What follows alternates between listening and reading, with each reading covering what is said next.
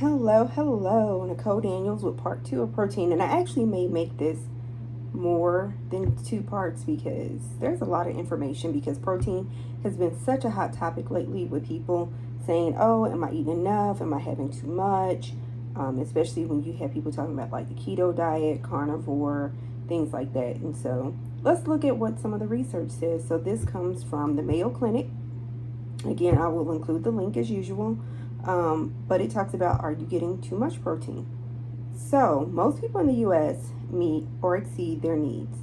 This is especially true for men ages 19 to 59. The dietary guidelines for Americans through 2025 indicates that men in that age range exceed their protein recommendations, especially from meat, poultry, and eggs. Even athletes get more protein than they need without supplements because their calorie requirements are higher. With more food comes more protein. And as I mentioned from the book, the body can't store protein. So once its needs are met, any extra protein is used from energy or stored as fat. Excess calories from any source will be stored as fat in the body. Extra protein intake can also lead to elevated blood lipids and heart disease, since many high protein foods are high in total and saturated fat. Because it can tax the kidneys, extra protein intake poses an additional risk to people predisposed to kidney disease. So how much protein do you need? Well, it says protein should account for 10% to 35% of your calories. So if your daily needs are 2,000 calories, that's 200 to 700 calories from protein, or the equivalent of 50 to 175 grams of protein. If you're an average adult, like we mentioned, it's going to be the 0.8 grams per kilogram of body weight. So for example, a person who weighs 165 pounds or 75 kilograms should consume 60 grams of protein each day. Now, they say if you're over the age of 40 and 50, because there's sarcopenia.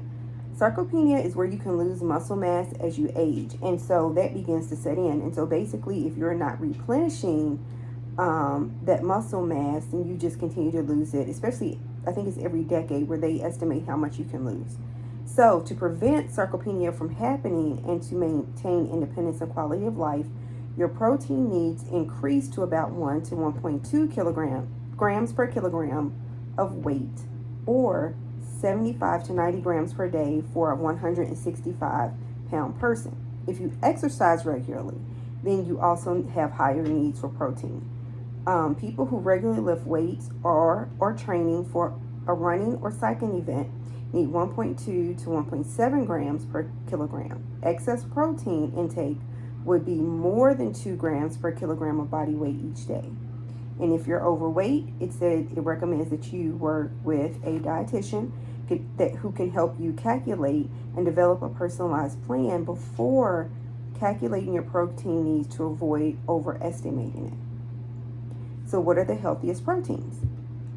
It lists egg whites, fish or seafood, lean meats such as skinless, white meat, chicken or turkey, low-fat dairy, and plant sources such as soy, nuts, seeds, beans, and lentils. So in general, it recommends you should try to meet your dietary protein needs with these whole foods instead of supplements, as long as your energy intake is adequate for building lean muscle mass. Now, when is the best time to consume protein? It's better to spread out your protein consumption evenly throughout the day. On average, people get most of their protein from evening meals and the least from breakfast. General recommendations are to consume 50 to 30 grams of protein at each meal. Studies show that higher intakes at one sitting, which is more than 40 grams, are no more beneficial than consuming the recommended 15 to 30 grams at one time. So what if you want to use a protein supplement? If you want to use a protein supplement, look for protein per portion that has 2 grams or less of saturated fat, 5 grams of sugar or fewer, about 200 or fewer calories, and it has no trans fat or partially hydrogenated oils. Where can you find that information? In the nutrition label. And what does 15 to 30 grams of protein look like? So on average, an example is an average size banana, Greek yogurt, and a hard-boiled egg have 19 grams of protein together.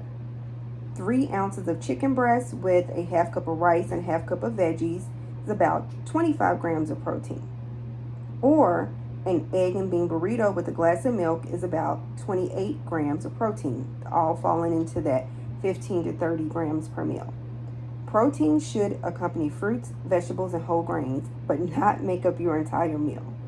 If you feel you need more protein, consider adding more beans, lentils, soy, or seafood rather than processed supplements. And just a note, this article was just published in 2024. I will put the link to it. If you have questions about protein, definitely drop them below, but I think I'm going to do another one on protein because there's so much information on it, and misinformation definitely needs to be dispelled. Have a great day.